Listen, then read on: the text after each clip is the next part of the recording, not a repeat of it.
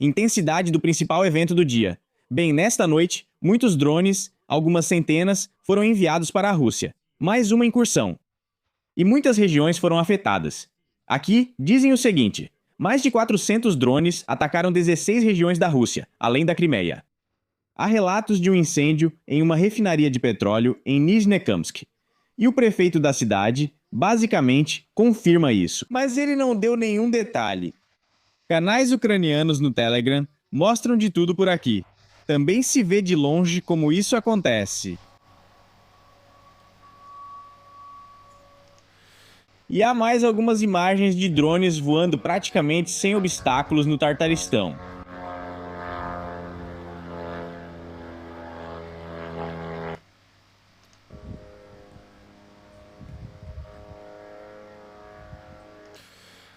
Além disso, também houve um ataque de drones em Moscou. Sobyanin informou que vários foram abatidos, um total de 23 drones destruídos. Além disso, na região de Drozdovskaya, 70 drones ucranianos foram destruídos.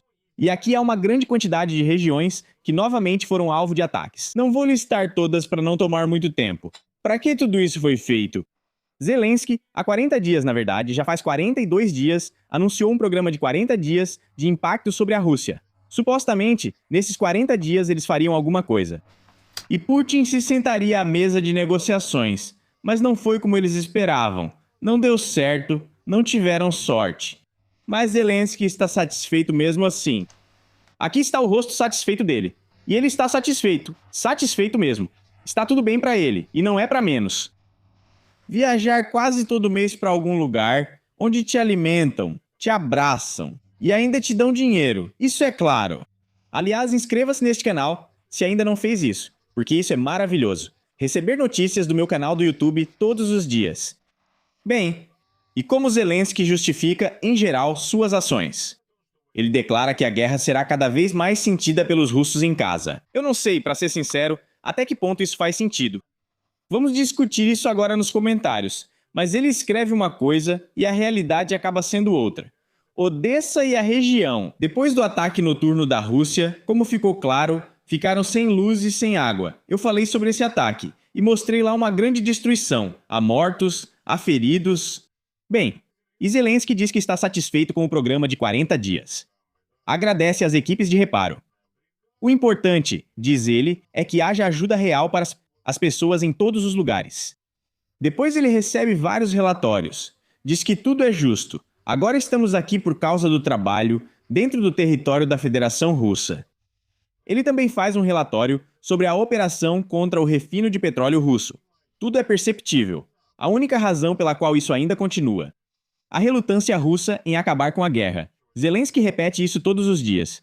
Acho que já a cada hora. Ou seja, segundo a versão de Zelensky, a falta de vontade de acabar com a guerra está exclusivamente do lado da Federação Russa. Ao mesmo tempo, quando houve a oportunidade de encerrar tudo isso, depois daquele mesmo encontro em Anchorage, muita gente começou a falar que iam chegar a um acordo, ou pelo menos congelar o conflito. Zelensky, no último momento, se afastou dos acordos, mesmo que fossem preliminares, e declarou que não daria nenhum passo atrás. Fronteiras de 1991, segundo ele.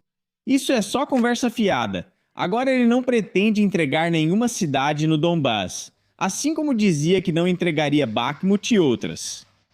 Enfim, tudo está ficando interessante para ele. Ele afirma que aconteça o que acontecer, nós lembramos. Tudo depende da resistência das nossas unidades e soldados na linha de frente, que são pegos à força e enfiados em vans e levados para as posições avançadas. Lá vocês sabem o que acontece, recebem pontos eletrônicos, pontos E depois mandam essas pessoas motivadas para a linha de frente. Recentemente, até mobilizaram alguém que queria apoiar o ministro, o ex-ministro da Defesa. Fyodorov comandava aquele mesmo Maidan da fronteira. Também mandaram todo mundo para a linha de frente. Porque quanto mais gente lá, mais silêncio, mais tranquilidade. Sobre tranquilidade, para ser sincero, eu não sei. Porque aqui nos dizem que não vai haver pausa nos bombardeios à Ucrânia. Talvez seja um programa de 40 dias de bombardeios à Ucrânia.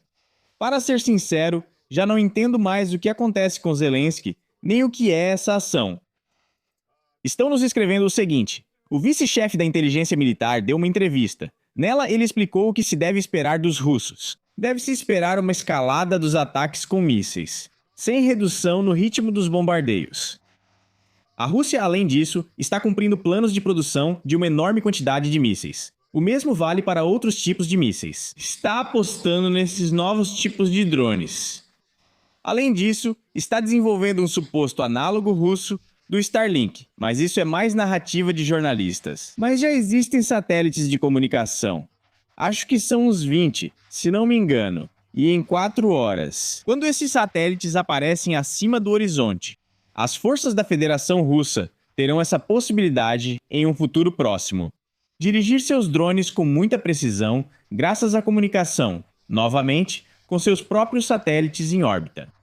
A Rússia está intensificando os ataques com mísseis. Em julho, lançou 153 mísseis de cruzeiro, 198 mísseis balísticos e hipersônicos. E novamente enfatizo que não haverá pausa. Mas aqui resta perguntar, onde está o seu flamingo rosa? Onde está esse tal de Schmidler? Ou como quer que se chame, dizendo que já tem milhares de mísseis prontos e mais milhões a caminho? E onde está isso? Às vezes mostram algumas imagens desse V1 ou V2, e às vezes é uma situação muito estranha, no geral. Mas estão dizendo para nós que na Rússia podem reduzir a quantidade de mísseis apontados para um alvo, mas dificilmente vão fazer uma pausa. Afinal, agora a prioridade deles é atingir certos alvos. Depois eles vão mudar para outros, mas tudo vai depender, antes de tudo, do volume de produção deles. E a tarefa da inteligência militar da Ucrânia, junto com outros componentes das forças de defesa, é frustrar os planos do inimigo. É isso aí. Parece que não era o programa certo de 40 dias, mas agora vai ser do jeito certo. Mas quanto a frustrar os planos, não é bem assim. A Federação Russa superou o plano dos mísseis e voltou a agir assim. Acho que é sobre cumprir alguns planos. Bem, em nível global, nacional, valeria a pena anunciar isso só depois de cumprir esse plano. Não falo mais de mísseis, mas desse pessoal do GUR. Ou seja, por que anunciar antes de fazer alguma coisa, dizendo que agora vamos agir, que quando começarmos tudo vai pelos ares e vai pegar fogo de vez, e depois acaba não acontecendo, e você fica tipo, poxa, mas mesmo assim estamos satisfeitos, nosso trabalho está feito, estamos muito satisfeitos. Mas isso não trouxe resultados, como aquele meme famoso. Segundo a direção principal de inteligência da Ucrânia, julho teve o segundo maior número de mísseis de cruzeiro KH-100 e 1, calibre KH-30 e 2 lançados, atrás apenas de fevereiro. Naquela época, os russos lançaram 157 mísseis e em julho foram 153. E além disso, aqui ainda teve uma grande quantidade de outras coisas que foram superadas. Esses próprios K-100 e 1 ultrapassaram o previsto em 40% e os calibre em 11%. Os mísseis de cruzeiro tiveram superávit de 100%. E depois, em geral, tudo sobre isso. Só uma enorme quantidade de todo tipo de armamento está chegando, e é só você olhar para ver o que é isso. Aqui está a descrição. Só a própria descrição de algumas coisas novas. Além de toda essa rede Rasvet, que é um análogo do Starlink, ocupa várias páginas de rolagem na mídia.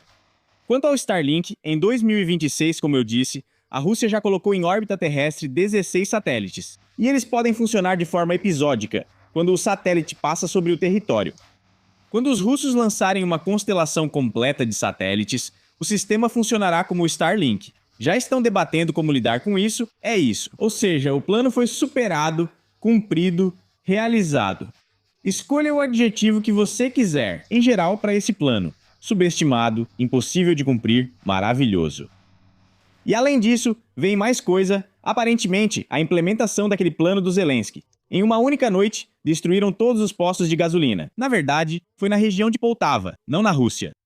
Na noite de 10 de agosto, drones russos atacaram postos de gasolina em uma comunidade na região de Poltava. Todos os postos de gasolina sofreram danos significativos. Não podem ser recuperados. Estão dizendo o seguinte, então, amigos. Amigos, esta noite destruíram todos os nossos postos de gasolina da comunidade de Vypichnyansk. Não sobrou nada para recuperar, não tem conserto, destruíram tudo com drones Shahed. 4 casas foram afetadas, felizmente sem vítimas. Aos moradores próximos aos postos de gasolina, se ainda não chegamos até vocês, a comissão. Por favor, procurem o Conselho da Vila para receber ajuda e registrar os danos de vocês. Bem, a lógica do inimigo nós entendemos. Primeiro destruíram os postos de gasolina nas regiões de Kharkiv e de Sumy. Agora chegaram até a região de Poltava, por isso acho que toda a região em breve ficará sem postos de gasolina.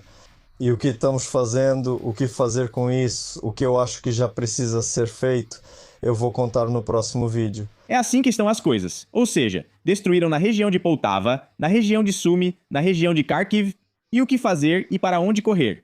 Provavelmente, Volodymyr Zelensky sabe o que fazer, já que ele fala com tanto sucesso sobre o plano de 40 dias de implementação. Provavelmente está tudo bem. Pelo visto, está tudo indo conforme o plano. Como cantava Letov, tudo segue conforme o plano. Sim, sobre o mel de Tilha. Ainda vou contar o que está sendo preparado na Federação Russa. A Direção Principal de Inteligência planeja frustrar os planos da Federação Russa. E a Federação Russa planeja ataques em larga escala ao sistema de energia de Kiev para causar o máximo de dano até o dia da independência. Isso já não vem de fontes ucranianas, e sim do Instituto para o Estudo da Guerra, mas foi relatado pelo Instituto para o Estudo da Guerra. Para causar o máximo de dano, a Federação Russa pode usar sua reserva estratégica de mísseis balísticos. E os russos podem estar planejando iniciar essa campanha já em agosto. Atualmente, segundo Zelensky, a Ucrânia recebe 3 vezes menos mísseis interceptores. E aliás, durante o bombardeio de Odessa na noite passada, nenhum dos mísseis balísticos foi interceptado. Como é possível, nesse estado de praticamente inexistência da defesa antiaérea, ainda ameaçar os outros? Sinceramente, eu não entendo. Mas ao que parece, mais uma vez, a mente superior, ela possui uma inteligência extremamente elevada e realiza coisas que nós não compreendemos. Dizem que a Federação Russa pode atacar a infraestrutura energética antes do previsto para evitar que a Ucrânia a restaure. Analistas alertam que Moscou seguirá atacando instalações energéticas ucranianas no inverno, mas aqui parece que gênios estão fazendo essas análises. Durante a guerra, um dos lados bombardeia e ataca a infraestrutura energética do outro lado. Isso nunca aconteceu antes e cá estamos de novo. É urgente colocar isso em todos os livros didáticos. A guerra destrói a infraestrutura. Isso é uma grande descoberta. E então Shmyhal, não importa onde se coloca a ênfase, enfim, o maior ministro de energia da história declara que Kiev espera pelo fim da guerra já neste outono. De que maneira eles esperam por isso, também é absolutamente impossível de entender. Mas, segundo Shmyhal, isso deve ser facilitado pelos ataques ucranianos ao território do Estado agressor, a Federação Russa, segundo ele, e pelas sanções ocidentais. Caso contrário, a Ucrânia enfrentará outro inverno de ataques russos à infraestrutura energética ucraniana. No entanto, isso nunca ocorreu antes e a Ucrânia vai realmente enfrentar isso de novo.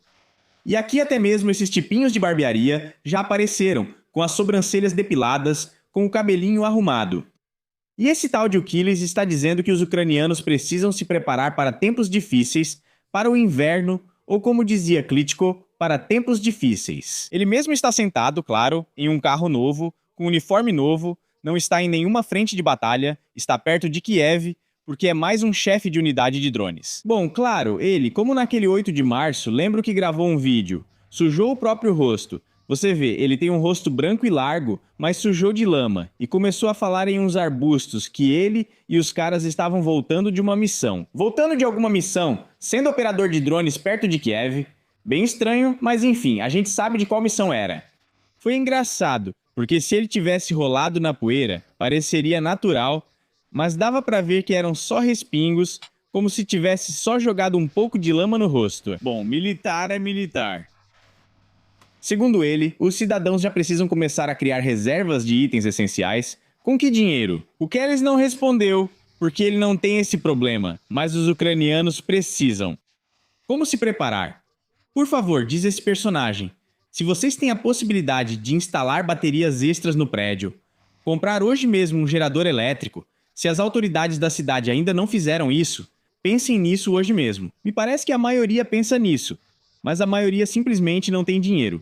Porque como resultado das ações extremamente talentosas da liderança, incluindo esse tal de Kellys, que, meu Deus, ainda é algum tipo de deputado, de algum conselho de Kiev, a Ucrânia chegou a um desenvolvimento acelerado, a segunda Suíça, só que de outro lado. E 72% dos ucranianos estão abaixo da linha da pobreza. Mas sim, eu lembro, nos anos 90 também, colapso, destruição, minha família era pobre. E eu era um garoto bastante esperto, e entendia mais ou menos o que precisava fazer numa situação em que não tinha luz, quando cortavam o aquecimento. Mas para nenhum dos planos, exceto algumas pequenas coisas, não havia recursos para realizá-los. Porque o que dá pra fazer numa situação dessas, além de imaginar que você vai comprar uma bateria EcoFlow ou algo assim, mas que sinceramente eu não sei. Aliás, escrevam nos comentários como vocês lidam com isso. Vocês compraram uma bateria? Conseguem comprar? Ou talvez eu esteja inventando, e todo ucraniano tenha condições de montar um sistema de energia para lidar com apagões assim que ocorrem. E não é só por algumas horas, mas por um período muito mais longo. Talvez seja só impressão minha que é assim. Mas enfim, escrevam nos comentários, vamos discutir. Em seguida, esse tal de Hillis diz que em nível estatal, a preparação geral para o inverno está sendo feita de forma bastante ativa. De que maneira? O que significa esse termo bastante ativa? Quão ativa ela é? É 100? É 30? Bastante ativa pode ser 1, ou 3,5, ou o quê? Bem, em geral, dá pra ver de cara que esses personagens se destacam pela inteligência e esperteza. Mas a Ucrânia, segundo ele, hoje não tem recursos nem capacidade de produção suficientes para se preparar totalmente para a temporada de aquecimento. Ele também é major? E ele diz que procurar geradores quando o termômetro cair para menos 20 não é a melhor opção. Mas só falta promover o major a almirante. Não só o almirante Jazenpen, ou seja, o capitão óbvio. Esse será o almirante Jazenpen. Se você está com fome, coma. Se você está com sede, beba. Se você não tem uma casa, compre uma casa com piscina para que fique bonito. Afinal, quem precisa de uma casa feia? É obrigatório comprar uma casa bonita. E compre também geradores, um caminhão inteiro de geradores para a casa toda. É só ir na loja, pegar e colocar no seu caminhão. E você pode existir feliz por um tempo indefinido. Ou por um tempo definido, depende de como as coisas acontecerem. Esses são os líderes e conselheiros talentosos que temos. De novo, tudo bem se ele desse conselhos valiosos, se realmente aconselhasse alguma coisa.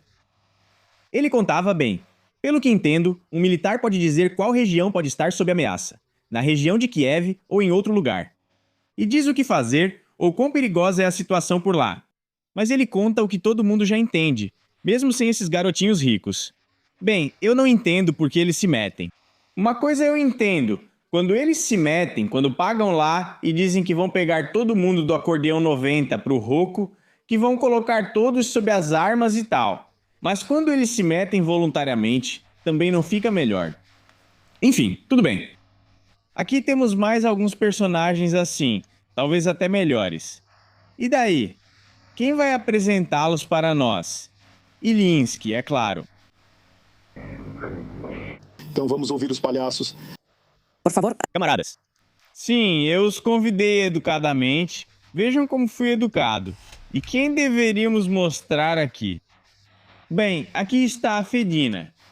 Fedina continua a irritar o jornalista bronzeado e a contar várias coisas. Isso é uma substituição, uma rotação. Aliás, devo lembrar que quando Zaluzhny declarou que precisávamos mobilizar 500 mil combatentes ao longo do ano, em um ano de mobilização, em um ano de treinamento, seria possível transformar até os novatos menos preparados em Rexes. Não tem. Rexes. São cachorros, é isso?